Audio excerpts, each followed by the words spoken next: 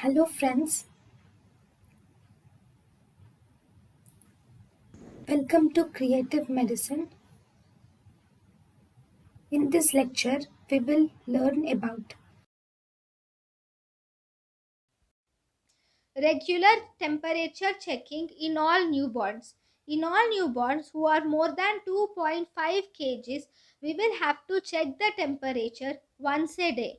In the newborns between 2 to 2.5 kgs temperature, we should check the temperature about 2 to 3 times per day. In newborn less than 2 kgs, we should check the temperature for about 4 times per day. The temperature of nursery or NICU is around 25 to 28 degrees Celsius. Regular temperature checking in all newborns.